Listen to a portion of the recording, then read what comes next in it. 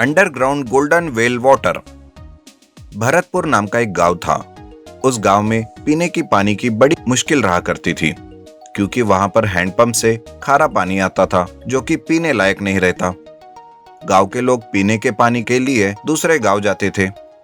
गांव के मुखिया को गांव वालों की यह तकलीफ देखी नहीं जाती। वो एक दिन सोचता है, अरे मेरे गांव वालों को पीने के पानी के लिए कितनी तकलीफ उठानी पड़ती है, गांव में ही पीने के पानी का इंतजाम करना होगा।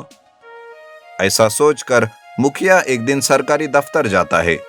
बड़े अफसर को अपनी गांव की वो तकलीफ बताता है, पर तभी वो अफसर कहता है, तुम्हारे उस भरतपुर में ऐसा क्या है जो वहां सुविधा की जाए? आप कुछ अच्छा काम करो तभी वहां सुविधा होगी ना सर जी।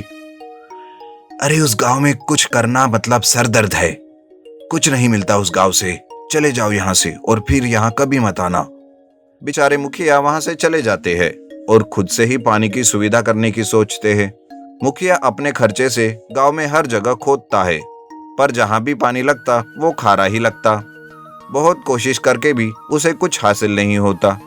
मुखिया बहुत परेशान हो जाता है कि क्या करे।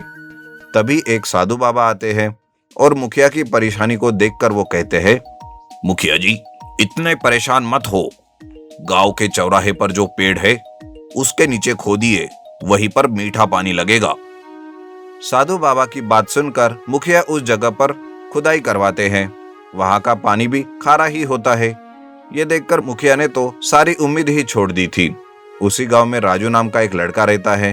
राजू मुखिया की कोशिश देखते रहता है। राजू भी गांव के लिए कुछ करना चाहता था। एक बार राजू जब घर में रहता है तब एक भूखा भिखारी राजू के घर आता है और उससे खाना मांगता है। राजू उसे खाने के लिए देता है।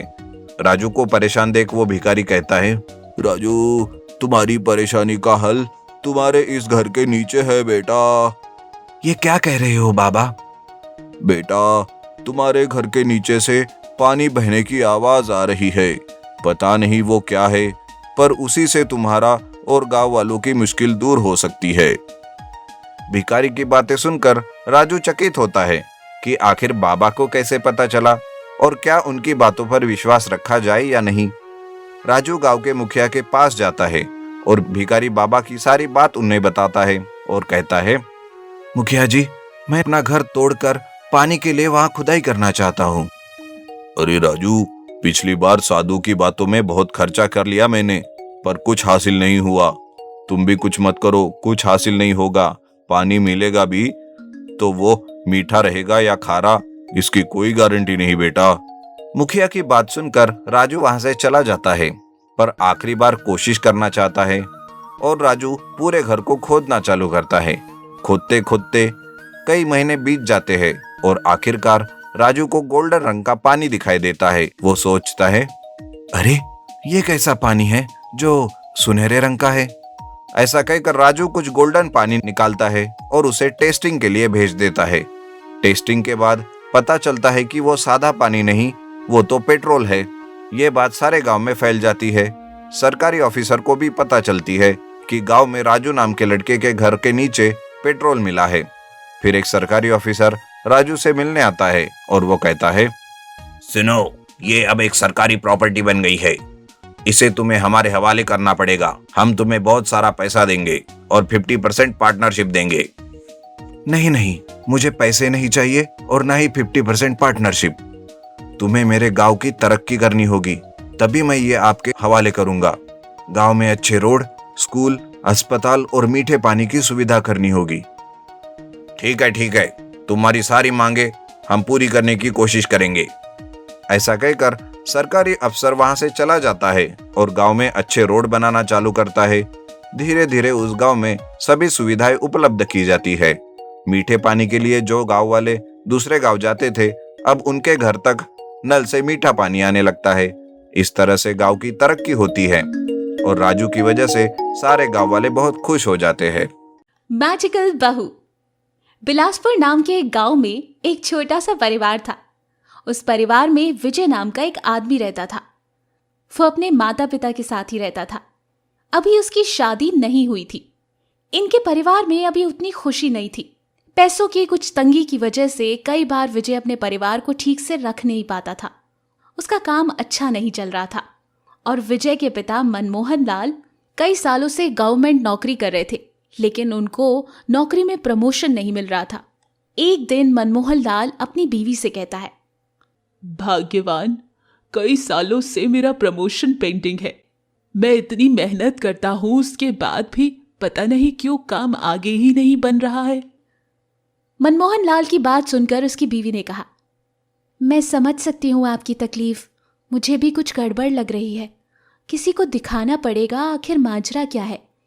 एक दिन विजय काम पूरा करने के बाद अपने घर जा रहा था। इतने में एक सरिता नाम की लड़की बेहोश होकर नीचे गिरी हुई थी। विजय तुरंत उसके पास गया और उसको उठाकर उसकी मदद की। उसके होश आते ही विजय ने पूछा, आप कौन हो? मैं पास के एक गांव से आ रही थी। मुझे बहुत भूख लगी थी, इसलिए शायद कमजोरी की वजह से मैं बेहोश हो गई। क्या आपके पास कुछ खाने को है? विजय सरिता की इस हालत को देखकर उस पर तरस खाकर उसे अपने घर ले गया। विजय की मां ने उसको प्यार से खाना खिलाया। कुछ समय बाद जब मनमोहन लाल घर पहुंचे, वो बहुत खुश थे। उन्होंने अपनी पत्नी को बताया, भाग्यवान, आज तो मैं बहुत खुश हूँ। मेरी सालों की मनोकामना पूरी हो गई। मेरा प्रमोशन हो चुका है। ये बात सुनकर उनकी बीवी बहुत खुश हुई। हे भगवान, ये सब उसी लड़की की वजह से हुआ होगा। आज एक लड़की अपने घर पर आई थी। मुझे लगता है वो माता का कोई आशीर्वाद ही था। अगले दिन विजय के व्यापार में भी बहुत लाभ होता है। विजय जब अपनी माँ को बताता है तो उसकी माँ सोचती है, मुझे पूरा यकीन है कि ये सब उस लड़की की वजह से ही हुआ है। अगर वो लड़की मेरे बेटे से शादी कर ले तो कितना अच्छा होगा। वो लड़की उन्हीं के घर रह रही थी। विजय की माँ ने तुरंत जाकर सरिता से ये बात कही, बेटा, हम भी अपने बेटे के लिए एक बहू ढूंढ रहे हैं। क्या तुम मेरे बेटे विजय से शादी करोगी? तुम्हारे माता पिता कहाँ रहते हैं? मैं उनसे बात करूंगी। विजय की माँ की बात सुनकर सरिता ने कहा, माँ जी, मेरा इस दुनिया में कोई नहीं। मेरा पूरा परिवार एक रोड एक्सीडेंट में खत्म हो गया था। आपने मुझे माँ की तरह प्यार किया है। मैं आपकी बात कैसे टाल सकती हूँ?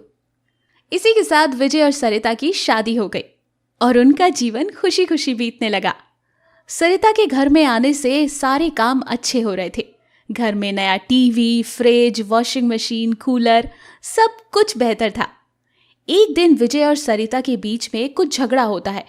लड़ाई बहुत देर तक रुकती ही नहीं, जिसकी वजह से विजय को बहुत गुस्सा आता है। वो सरिता से घर से जाने के लिए कह देता है। सरिता भी गुस्से में आकर घर से चली जाती है। 2 दिन में ही विजय को व्यापार में बहुत बड़ा नुकसान होता है और उसके घर में सारे लोग दुखी रहने लगते हैं। माँ की तबीयत भी कुछ खराब रहने लगी थी। वो लोग समझ गए थे कि उनके घर में सरिता बहुत लकी थी। 2 दिन बाद जब सरिता वापस आती है, सब लोग खुश हो जाते हैं। विजय अपनी गलती की माफी मांग लेता है। तो आपको हमारी कहानी कैसी लगी, हमें ज़रूर बताइएगा और अपनी घर की औरतों की रिस्पेक्ट कीजिएगा, क्योंकि घर की औरतें माता रानी का रूप होती हैं। अगर आपको हमारी ये कहानी पसंद आई और आप ऐसी और कहानियाँ सुनना चाहते हैं तो हमारे चैनल को लाइक और सब्सक्राइब और शेयर ज़रूर कीजिएगा। धन्यवाद।